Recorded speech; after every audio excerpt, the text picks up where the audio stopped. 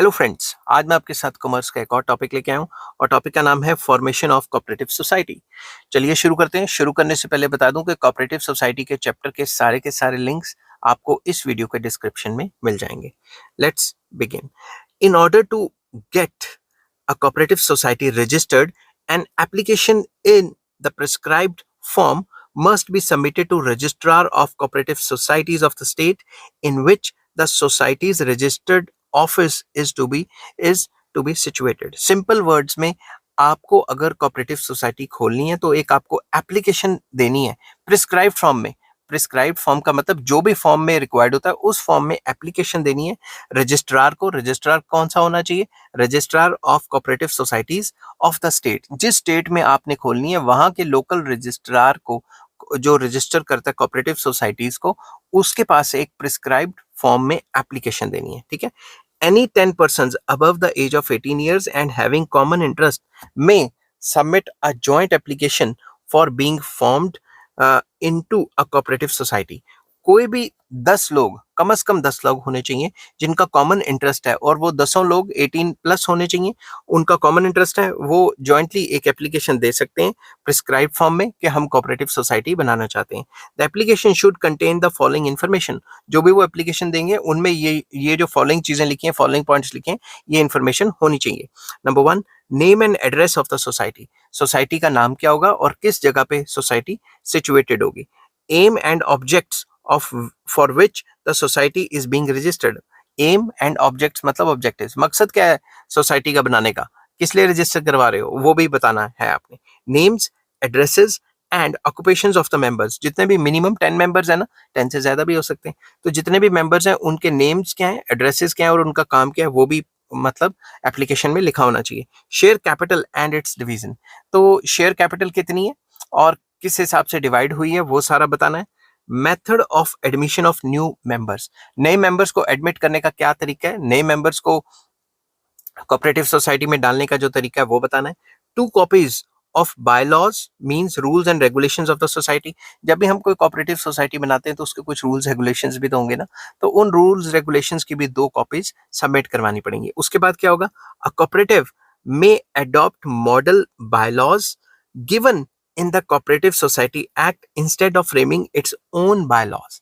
तो जो भी कोऑपरेटिव सोसाइटी एक्ट है उसके अंदर एक सॉरी उसके अंदर बाय लॉज के मॉडल्स गिवन है कि ये लॉज भी बना सकते हो, वो लॉज भी बना सकते हो, 2-4 सैंपल गिवन है, वहां से भी आप ले सकते हो, जरूरी नहीं कि अपने खुद के बनाने शुरू कर दो। ठीक है।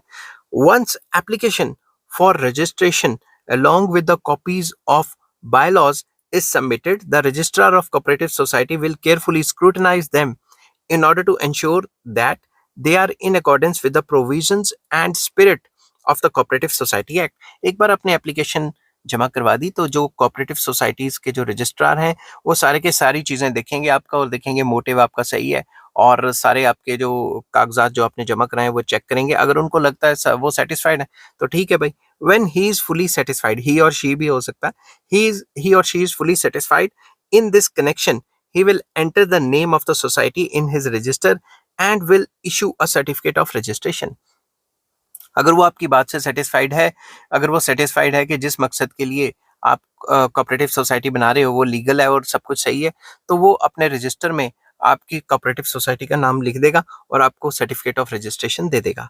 After getting the certificate of registration, the society becomes a cooperative body having a separate legal entity of its own with perpetual succession and limited liability of its members.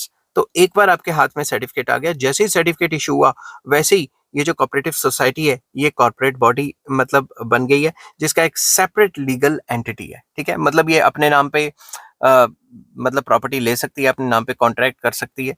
ठीक है। तो ये एक सेपरेट लीगल एंटिटी बन गई है और इसकी परपेचुअल सक्सेशन है, मतलब चलती रहेगी, लॉ के थ्रू बनी है और लॉ ही खत्म कर सकता है इसको। समझ की बात। A cooperative society can be registered only when it satisfied following conditions. Cooperative society को रजिस्ट्रेशन मिलती है जब फॉलोइंग कंडीशंस मेट होती हैं। कौन कौन सी? Number 1, there must be at least 10 adult members. जैसा कि मैं पहले भी बोल चुका हूं, कम से कम 10 अडल्ट मेंबर्स होने चाहिए। The members should be bound together by some common interest, that is they may belong to same occupation, locality etcetera. जो 10 मेंबर्स हैं उनका या तो ऑक्यूपेशन सेम होना चाहिए, या लोकेलिटी सेम होनी चाहिए, या उनके कॉमन फीचर्स होने चाहिए, तभी तो वो मिल रहे हैं, ठीक है ना। अब एक डॉक्टर क्यों ज्वाइन करेगा एग्रीकल्चर कोऑपरेटिव सोसाइटीज को, समझ गए बात। They must put up a joint application to the registrar of cooperative societies. जो भी रजिस्ट्रार है कोऑपरेटिव सोसाइटीज में, उनको एक एप्लीकेशन देनी पड़ेगी jointly. Each member must give an undertaking to buy at least 1 share. तो कम से कम एक मेंबर एक शेयर तो खरीदेगा ही खरीदेगा, समझ गए बात।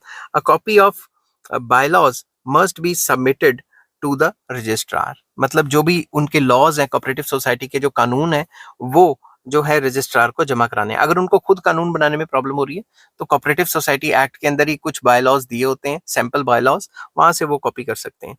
The management of a cooperative society lies in the hands of managing committee. जो भी कोऑपरेटिव सोसाइटी होगी उसकी जो मैनेजमेंट होगी वो मैनेजमेंट कमेटी करेगी, समझ गई बात।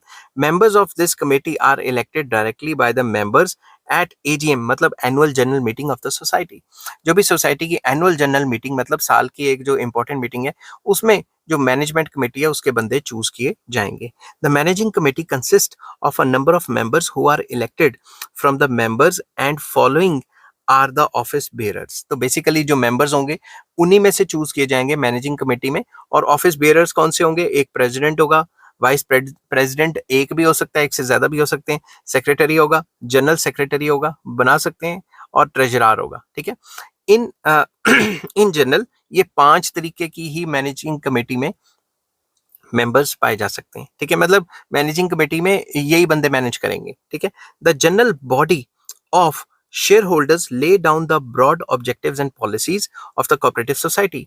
जो भी कोऑपरेटिव सोसाइटी है उसमें जो शेयर होल्डर्स हैं वो अपने मकसद ले डाउन करेंगे, अपने मकसद मतलब पॉलिसीज देखेंगे कि भाई हम इन इन पॉलिसीज के लिए हैं यहाँ पे। The managing committee determines detailed programme and procedures of the society. तो वही बताया गया है कि मैनेजिंग कमेटी सब कुछ करती है, उसके पास ही सारा का सारा प्रोग्राम प्रोसीजर की डिटेल है और वो अपने हिसाब से चलाएगी।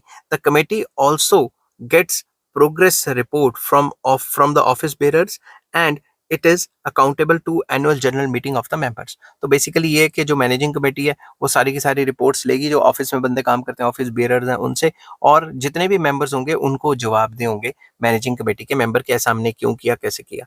The office bearers of the society work mainly on honorary capacity. तो बेसिकली ऑनरेरी कैपेसिटी या ऑनरेरियम पे काम करते हैं, बेसिकली कम तनख्वाह पे काम करते हैं। तो इसलिए ये माना जाता है कि जो कोऑपरेटिव सोसाइटी है उसके जितने भी बंदे काम करने वाले हैं वो मेंबर्स ही होते हैं, बाहर से वो लाके कम ही बंदे रखते हैं, ठीक है।